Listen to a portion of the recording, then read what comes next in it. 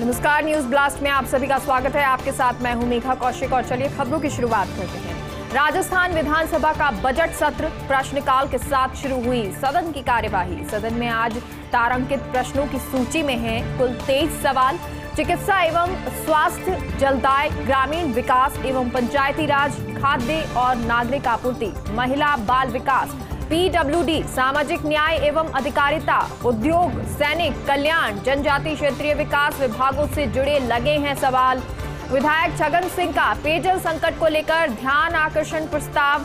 तो आहोर तहसील के 17 गांवों में पेयजल संकट को लेकर प्रस्ताव। विधायक राजकुमार का बांधों और नहरों में लीकेज पर ध्यान आकर्षण प्रस्ताव। तो 84 में बांध और नहरों को लेकर किसानों की परेशानी पर प्रस्ताव रखेंगे। सदन में आज विभिन्न विभागों की अनुदान मांगों पर विचार और मतदान। आज पुलिस और कारागार महकमे से जुड़ी आएंगी अनुदान मांगे। तो बजट सत्र चल रहा है और प्रश्नकाल 11 बजे से शुरू हुआ। उस दौरान की तस्वीरें भी हम आपको दिखा रहे थे। और आज क्योंकि सदन में तारांकित प्रश्नों की सूची में हैं कुल 23 सवाल, तो प्रश्नकाल के साथ वहीं सदन की कार्रवाई भी शुरू हुई।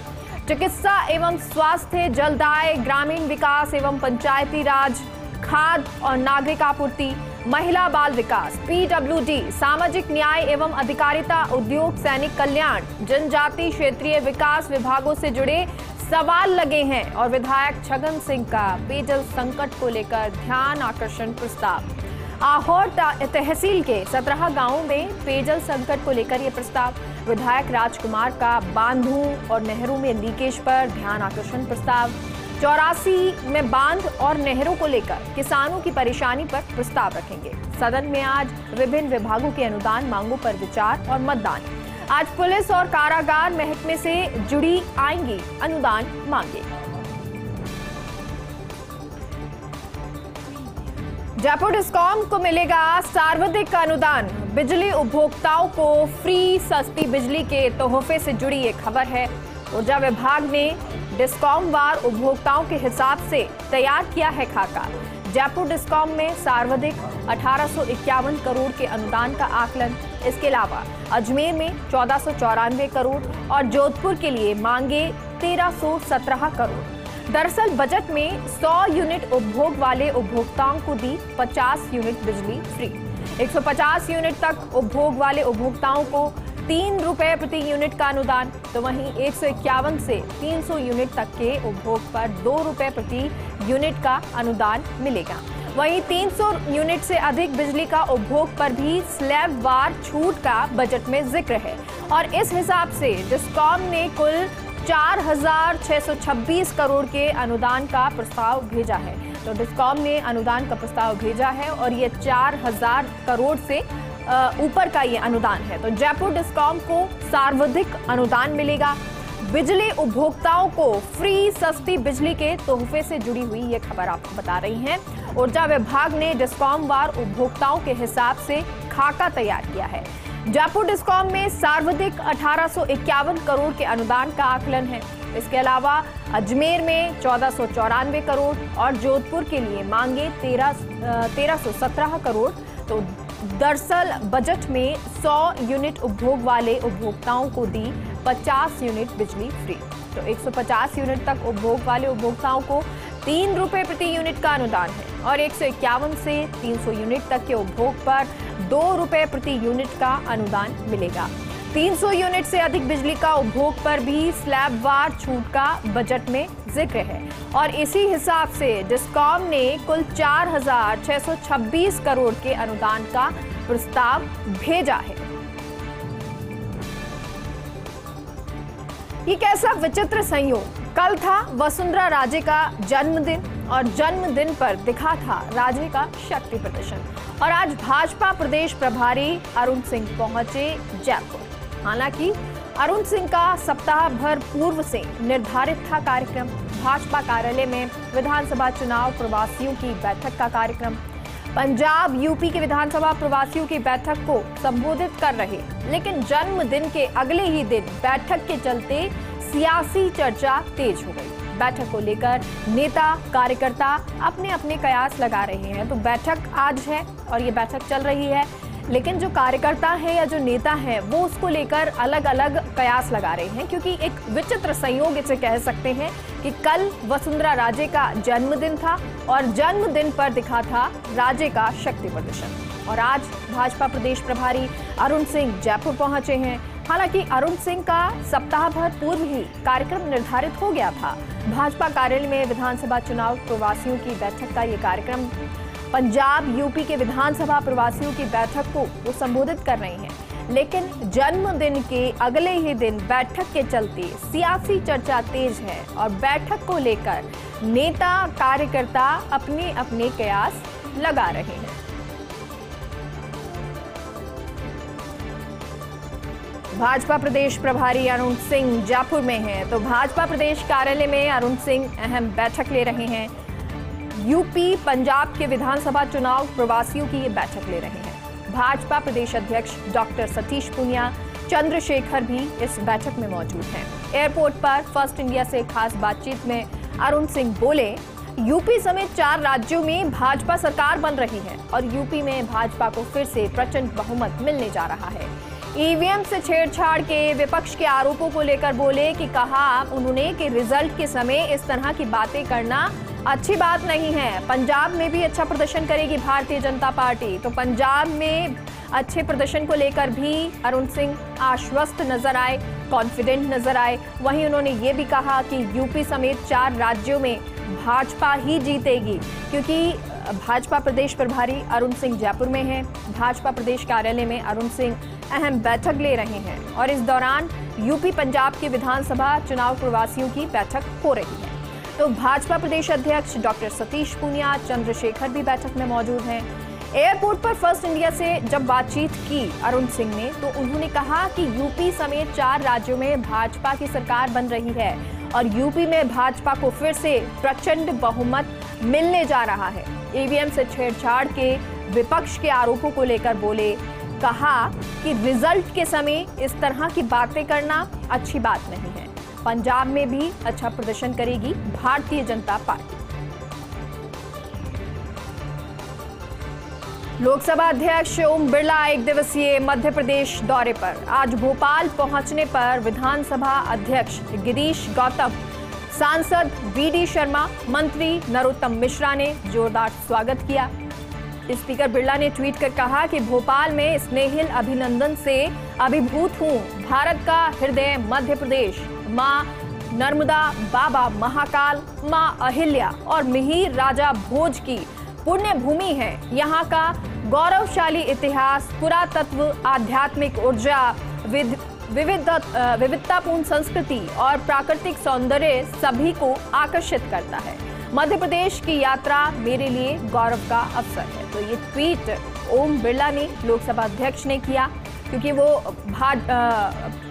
प्रदेश के दौरे पर है। मध्य प्रदेश भोपाल पहुंचे और जब भोपाल पहुंचने पर विधानसभा अध्यक्ष गिरीश गौतम, सांसद वीडी शर्मा, मंत्री नरोत्तम मिश्रा ने जोरदार स्वागत लोकसभा अध्यक्ष का किया।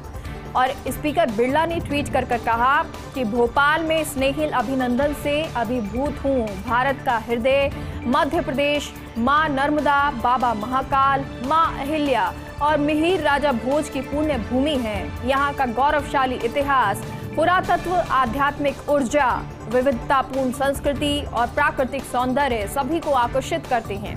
मध्य प्रदेश की यात्रा मेरे लिए गौरव का अवसर है। दिल्ली जयपुर के बीच 18 परियोजनाओं का शिलान्यास आज। NH 48 पर परियोजनाओं का शिलान्यास होगा। केंद्रीय सड़क परिवहन मंत्री नितिन गडकरी शिलान्यास करेंगे। आज शाम 4 बजे वीडियो कॉन्फ्रेंसिंग के माध्यम से ये कार्यक्रम होगा और मुख्यमंत्री गहलोत बतौर विशिष्ट अतिथि जुड़ेंगे कार्यक्रम से वर्चुअल। तो जो कार्यक्रम है वो 4 बजे होगा, वीडियो कॉन्फ्रेंसिंग के जरिए होगा। दिल्ली जयपुर के बीच 18 परियोजनाओं का शिलान्यास आज होने वाला है। NH 48 पर परियोजनाओं का ये शिलान्यास होगा। केंद्रीय सड़क परिवहन मंत्री नितिन गडकरी शिलान्यास करेंगे। शाम को 4 बजे वीडियो कॉन्फ्रेंसिंग के माध्यम से ये कार्यक्रम होना है और मुख्यमंत्री अशोक गहलोत बतौर विशिष्ट अतिथि जुड़ेंगे कार्यक्रम में वर्चुअल। प्रदेश के जंगलात महकमे की बड़ी उपलब्धि। मुख्यमंत्री गहलोत ने भी उपलब्धि के लिए ट्वीट कर बधाई दी। बोमा तकनीक से पहली बार चीतलों का सफल translocation. PCCF HoFF doctor DN Pandey और CWLW अरिंदम तोमर के निर्देशन में ट्रांसलोकेशन। घना भरतपुर से मुकुंदरा टाइगर रिजर्व में छोड़े गए 8 चीतल।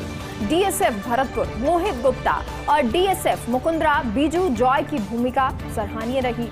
मुकुंदरा में चीतल छोड़ने से बढ़ेगा टाइगर रिजर्व का प्रे बेस और जल्द ही रामगढ़ विषधारी और झालाना लेपर्ड रिजर्व में छोड़े जा सकेंगे चीतल। तो आने वाले समय में रामगढ़ विषधारी और झालाना लेपर्ड में भी चीतल छोड़े जाएंगे।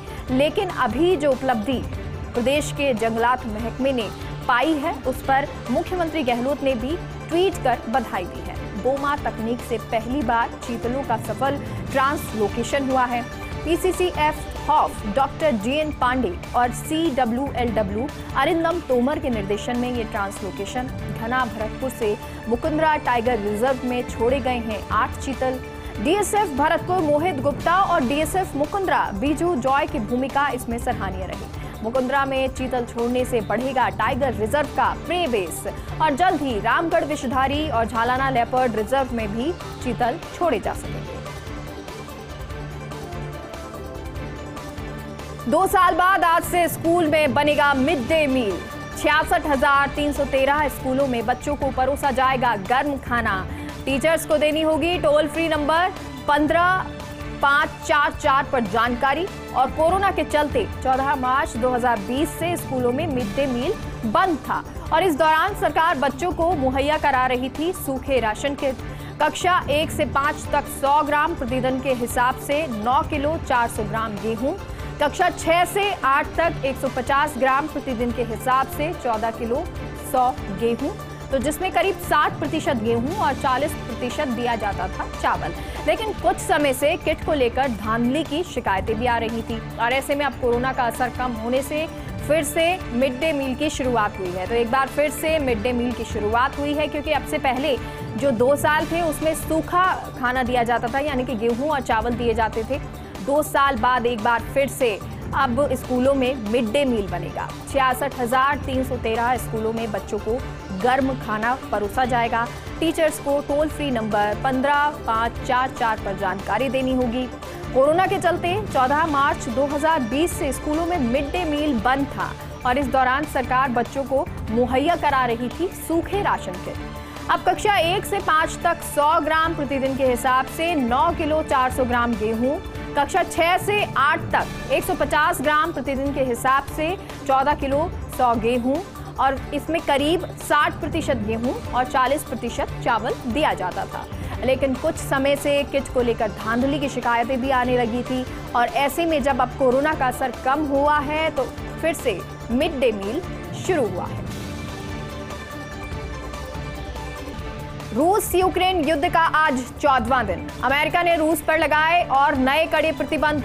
रूस से तेल गैस के आयात पर पाबंदी लगाई है।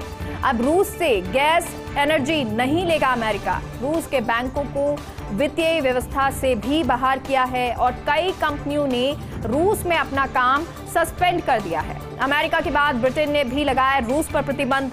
ब्रिटेन ने भी रूसी तेल के आयात पर बैन लगा दिया है, तो वहीं 2022 के अंत तक रूसी तेल के आयात पर बैन लगेगा। बाइडेन बीच बीच में कर रही हैं जेलेंस्की से फोन पर बात। रूस के राष्ट्रपति से भी कई राष्ट्राध्यक्ष शांति की अपील कर रही हैं। फ्रांस के राष्ट्रपति पीएम मोदी लगातार पुतिन से बातचीत कर रहे हैं। रसोई गैस की दरों को लेकर महंगाई का बजा हूटर। रूस यूक्रेन युद्ध ने बिगाड़ी पेट्रोलियम गैस आपूर्ति की गणित। गैस रेट्स इंडेक्स दे रहे रसोई गैस कीमतों में वृद्धि के संकेत और प्रति सिलेंडर 300 रुपए तक दर बढ़ने के संकेत हैं। तो 14.2 किलो का घरेलू गैस सिलेंडर फिलहाल 903 रुपए 50 पैसे का है। तो इसमें 300 रुपए की वृद्धि हुई तो दर पहुंचेगी 1200 के पार। और 1 मार्च को वाणिज्यिकी सिलेंडर पर की गई थी 105 रुपए की वृद्धि। अब गैस डिस्ट्रीब्यूशन फेडरेशन के महासचिव कार्तिकेय गौड़ ने इसकी जानकारी दी है कि एक बार फिर से रेट बढ़ेगी।